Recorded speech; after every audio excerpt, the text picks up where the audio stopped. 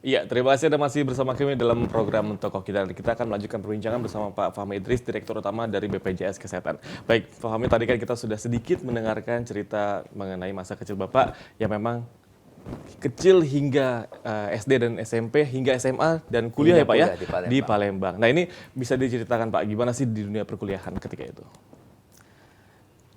Eh, Kuliah ini memang merubah mindset saya ya. Ya. Terlepas dari orang mengkritik misalnya persoalan ada peluncu ya misalnya. Mungkin yang peluncu yang tidak manusiawi nggak benar. Betul. Ya. Tapi saya melihat tetap saya waktu SD, SMP, SMA beraktivitas lah sebagai Selayaknya siswa ya. juga aktif di OSIS gitu, tapi tidak begitu terlalu menggebu-gebu. Tapi begitu kuliah, pertama kali waktu itu kita namanya ospek ya kan, tahun 80-an. Itu memang terasa ada yang namanya mental switch ya. Switching mental lah. Betul. Dari masa-masa SMA, kemudian menjadi mahasiswa pada masa itu. Ya. Kalau sekarang kan mahasiswa itu kalau sudah S2 baru merasa itu ya. Kalau itu S1 itu sudah merasa Sudah gimana keren ya. gitu Pak ya. Keren banget. Nah di situ kemudian muncullah suasana keinginan untuk peduli kepada orang lain. Ya. Ya, jadi beraktivitas. Jadi ada kebahagiaan kalau orang lain bahagia. Nah, itu yang kita lakukan dengan kebetulan di kedokteran mungkin Baik. tanpa memperbandingkan dengan jurusan lain, fakultas lain. Kita kan banyak turun ya. Jadi mohon maaf Pak Fahmi, berarti di tahun 80 dari SMA Bapak langsung ngambil kedokteran. Ya, tahun Baik. 86 sama Tahun 86. kedokteran. Ya. 86. Kemudian disitulah ya mulai diperkenalkan oleh kakak kelas untuk bakti sosial ke kampung-kampung, ke daerah-daerah yang terpencil. Kita coba katakanlah naik motor tongkang kalau kita bilang, kalau di ini kan perahu klotok ya kalau di Kalimantan. Nah, kita coba menyusuri daerah-daerah dan melihat masyarakat dengan kehidupan masyarakat yang kurang begitu beruntung ya. Nah, disitulah kita mulai muncul rasa peduli, sehingga boleh dikatakan waktu kuliah saya sangat aktif. Ya. Ya karena mungkin aktif ya, bukan karena pandai ya. Akhirnya teman-teman mempercayakan menjadi ketua Badan Perwakilan Mahasiswa. Oh, baik. Kemudian ketua Senat Mahasiswa. Saya alami semua itu, Badan Perwakilan, Senat Mahasiswa, kemudian Senat Perguruan Tinggi ya.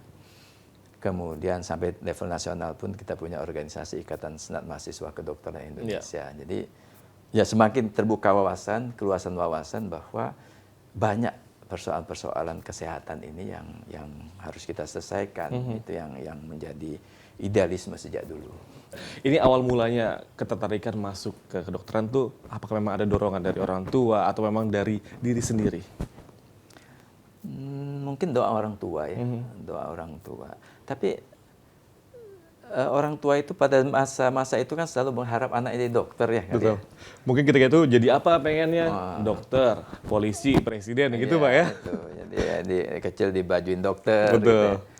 Dan seterusnya. Ya. Jadi begitu, waktu itu masih ada sistem penerimaan minat PMDK. Kalau sekarang ini undangan lah kira-kira. Begitu diundang masuk, ya bapak ibu langsung ngomong, udah deh, nggak usah kemana-mana lagi, di situ aja. Langsung dikasih hadiah gitu ya. Baik.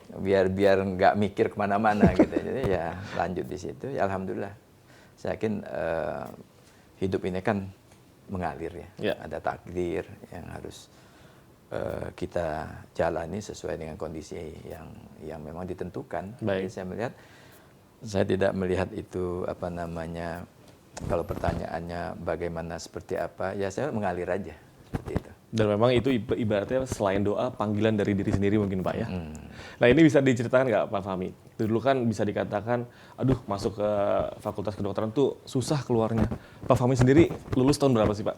Dan sulit gak sih di dokter itu? Saya menikmati ya, menikmati. Mungkin saya lebih banyak tidur di kampus dibanding tidur di karena tadi beraktivitas tadi ya, beraktivitas. Tapi ternyata beraktivitas itu membangun kultur untuk bekerja sama. Ya. kita bandingkan teman-teman yang belajar sendiri, yang kemudian sama-sama diskusi gitu, kelihatannya hasilnya lebih bagus yang banyak diskusi ya, tapi produktif ya. Ya. Jadi kita itu boleh dikatakan yang pengalaman pribadi rasanya tidak ada kesulitan berarti ya, karena kita bisa share ya, bisa belajar bersama dengan baik grup-grup kecil maupun grup-grup besar, sesama aktivis kadang-kadang. Kita ini kan suka bercanda kan, apa namanya, yang penting bagaimana mendiskusikan hal-hal yang wah ini yang kira-kira bakal diuji gitu ya. Nah, ini yang tidak, jadi kan. Betul. Jadi dengan buku yang tebal kan kita bisa saling share. Kemarin dosen kita, guru kita, penekanannya di mana gitu. Betul. Kan. Saling mengingatkan bisa lagi. lebih share bareng Pak ya, dibanding sebetulnya. teman-teman yang memang ibaratnya belajar sendiri tadi. Kalau sendiri mungkin buku tebal itu dibaca semua per halaman. Nah, kalau kita aktivis ini kan buku tebal itu kan bagi tugas lah. Betul. Nah, setelah itu kita diskusi. Bagi tugas tapi bukan nyontek Pak ya. Oh enggak, kalau nyontek berat. Kalau nyontek berat di fakultas kedokteran itu berat. Nyontek. Sulit Pak ya. Enggak mudah. Mungkin zaman sekarang ya. Kalau zaman sekarang. Bukan menuduh, kalau itu berat lah. Baik. Nah ini berarti mulai masuk ke dunia, ibaratnya ke masyarakat ini gimana sih Pak ceritanya? Kebetulan saya ikut aktivitas organisasi tingkat nasional ya.